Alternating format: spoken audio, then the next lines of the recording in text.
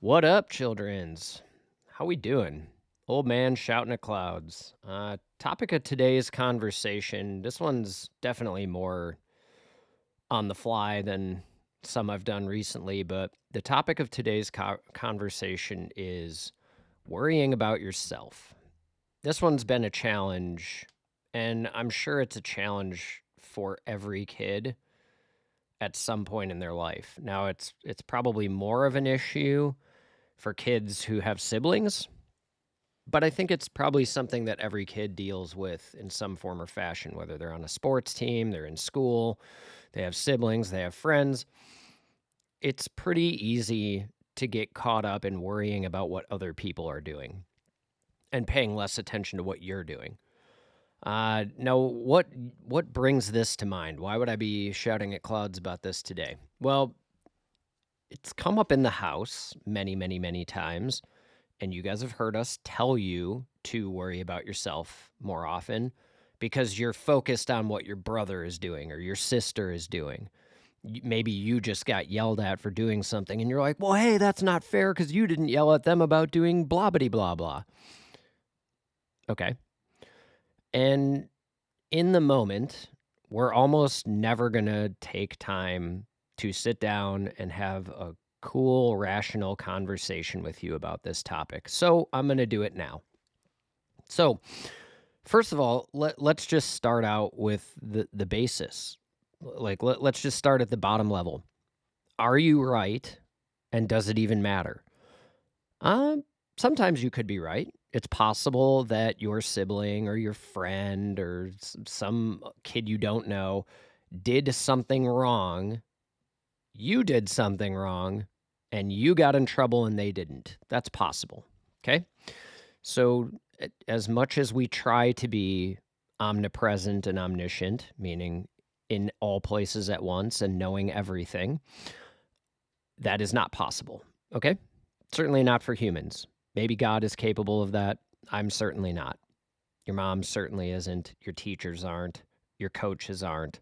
We can't see all things at all times. So, here's one lesson for you. Maybe don't be the loudest and most obvious when you're breaking the rules. Now, I'm not telling you to break rules. You're going to get better outcomes most of the time by not directly and constantly challenging authority. But if you are going to break the rules, maybe don't be like super, super, super obvious about it. Maybe don't be the loudest person around. If you're going to talk out of turn in class, maybe you should keep your voice down. Less of a chance of getting caught.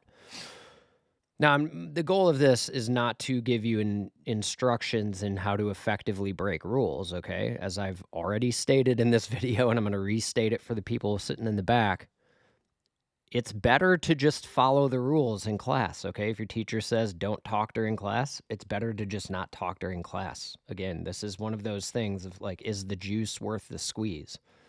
Or is talking during class when you know you're not supposed to really worth it? Do you have something so important to say that absolutely can't wait that you need to risk whatever the consequences you could get for talking out of turn in class? I would hope not. I would hope you'd follow the rules more often than not. But, and then that way you don't really put yourself in the position to get singled out, right? But if you're going to insist on breaking the rules, at least maybe be less obvious about it, because then you might not get singled out when someone else does. But that's the thing. Sometimes that's going to happen, okay? That happened to me in school too, where 5 people might be talking out of turn in class, but because my voice carried, guess who the teacher heard? Me. Now, was that fair that I got singled out and I got in trouble and other kids didn't? I mean, you could honestly make the argument either way, right? Maybe I earned the reputation I had for consistently skirting the rules. And maybe the teacher figured that out, and maybe the teacher wanted to make an example of me specifically because I misbehaved more often than some of the other people. Maybe the teacher was giving those kids a break because they don't usually get in trouble, whereas I did. Okay, so some of it you have to look in the mirror and ask yourself if you've earned that reputation. The second piece is, even if you haven't, sometimes you're just going to be the one the teacher sees, okay? Perfect example of this that we've given you in the past is, let's say you're out on the playground at lunchtime and a kid, let's give you every benefit of the doubt. You're just standing there minding your own business, and some kid runs up behind you and punches you in the back of the head. And you turn around and you're like, ah, and you swing back, right? They hit you first. They started it. You hit them. Teacher sees it, runs over. You're going to the principal's office. Maybe you're getting suspended. And you're sitting there saying, this is so unfair. This kid hit me first. They started it. Well, if the teacher didn't see that, but they saw you do it for sure, guess who's automatically guilty? You are. You are guilty, period. They saw you do it. They didn't see the other kid do it. They'd have to take your word for it. Their eyes witnessed you hitting the other kid. So you for sure are getting in trouble.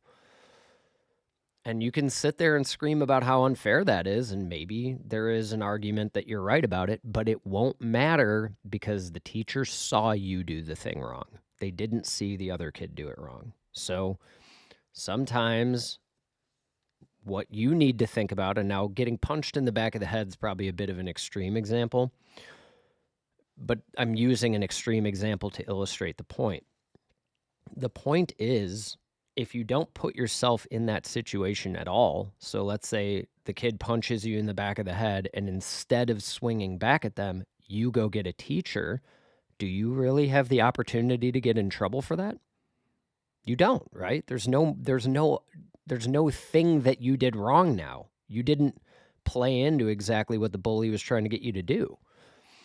You refuse to play that game, and now the only person who can get in trouble is the bully. Now, maybe they still won't because it'll turn into he said, she said. Like, the bully's not going to admit it.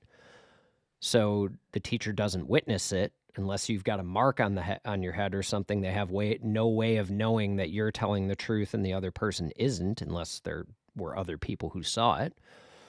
So it may not lead to them getting in trouble, but it certainly won't lead to you getting in trouble.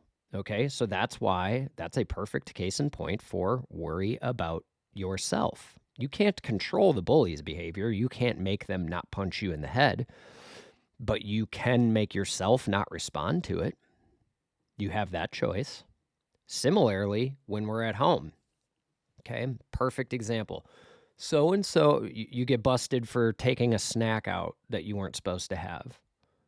Well, so-and-so ate one too. Okay, does that make it okay that you're doing it because they did it?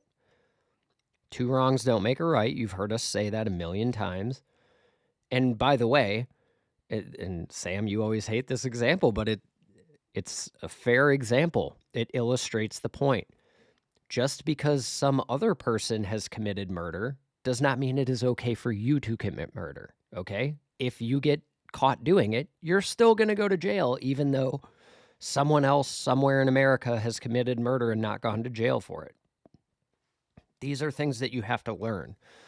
And that's why we tell you so often, worry about yourself. Stop worrying about what your brother did. Stop worrying about what your sister did. Focus on making the right choices for you. If your brother makes a bad choice, then he is the only one who can get in trouble for that, not you. Unless you decide, oh, I'm going to do that too now because he did it. Well, now you can get in trouble for it.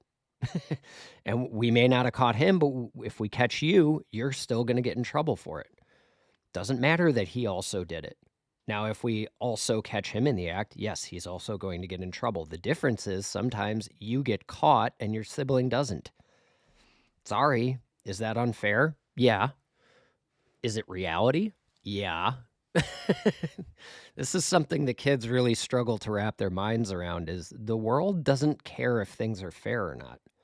Reality doesn't care if things are fair or not. You want to talk about unfair?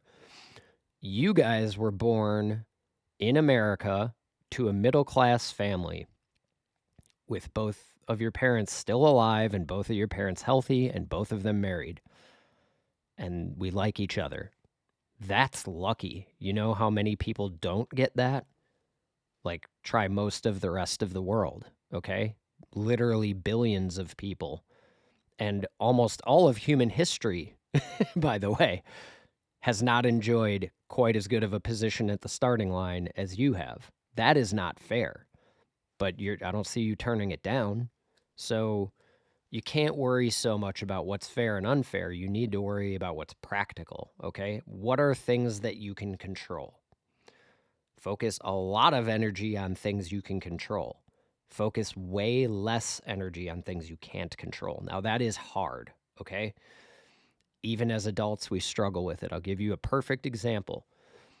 Every single adult you know or you have ever met could probably name 5 people off the top of their head who have gotten massively lucky in their careers and are now doing better than we are. Okay? Not because they're better at their job, just because they got lucky with some opportunities that came their way. We could all name 5 people like that. Many of us could probably name more people than that. But does it matter? No, it doesn't change anything, okay? Sitting there focusing my attention and my time and my energy on how someone else got lucky and I didn't is the biggest waste of time possible. And why?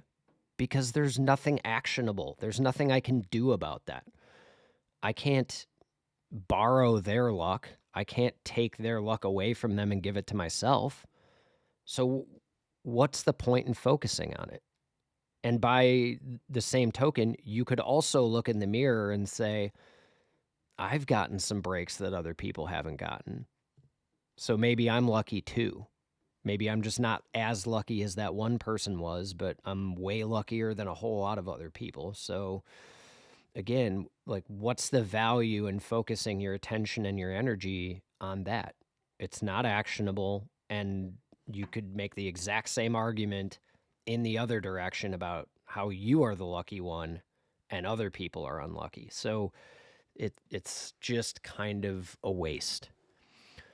So getting back to your lives, for now, you don't have to worry about job stuff. That stuff's way into the future. But if you get into the habit today of just really owning the choices you make and not focusing so much attention on choices other people make or outcomes other people get, that habit will pay off massively for you in the future. Okay? Nobody, even if somebody is correct about the thing they're whining about, nobody listens to people who whine. Okay? Nobody wants to listen to that. Everyone you have ever met or ever will meet has problems of their own. And they're wrapped up in those problems. They're not so concerned or wrapped up in your problems. And they may have much more severe problems than the ones you're dealing with, at which point you just sound whiny and like a spoiled, entitled child. So get out of that habit as fast as you possibly can. Your teachers will thank you for it. Your parents will massively thank you for it. Your friends will probably appreciate it. Your future employers will certainly appreciate it. That's one thing an employer loves, is an employee who just takes responsibility for their own actions and stops worrying about everybody else. Oh, that's a very nice employee to have on your team. So as soon as you can possibly break the habit, and I know it's hard, okay? I will acknowledge, and like I said earlier in this video, adults struggle with this too. This is not unique to children, okay? We all want the world to be a fair place, but at some level you have to recognize that it isn't a fair place, and it probably never will be. Now, should we focus effort on making it as fair as we possibly can? Sure, we should. But that doesn't change the fact that you still need to just worry about what you do. Okay? Now, when I say worry about yourself, I'm not telling you to become a narcissist, okay? I'm not telling you to not care about other people. I'm just saying don't put so much time and energy in worrying about the decisions and outcomes other people make, and start instead focusing that exact time and energy you would be using to worry about them, use that to worry about yourself. What are better decisions you can make that set you up for success? What are other things you could be spending your time on that have a more positive return on investment? Okay? I promise you there are plenty of things. If instead of arguing with us over getting busted eating a snack you weren't supposed to by telling us that your brother or sister did it, if you instead took that time on, you know what? I'm going to focus on me. Did Jackson or Maddie or Sam do something they weren't supposed to do and not get caught for it? Maybe so. But I did something I wasn't supposed to do. And if I focus on correcting that, it's not going to matter what they're doing. It's going to, mom and dad will see that. My teacher will see that. Later on in life, my boss will see it. My friends will see it. The people that take accountability in life, those are people that don't have a hard time finding jobs usually, don't have a hard time finding friends, maybe don't have a hard time finding a spouse. Everyone wants to be around people who are accountable. Not so many people want to hang out with the person who never takes responsibility for anything they do. Those people are obnoxious. You can think of people already in your life that act that way and it bothers you. So don't be more like them, be less like them. And yes, will it be annoying when you have to deal with those people? Yes, it will. Absolutely. But that doesn't mean you want to emulate their behavior. It means you want to do the opposite. Okay?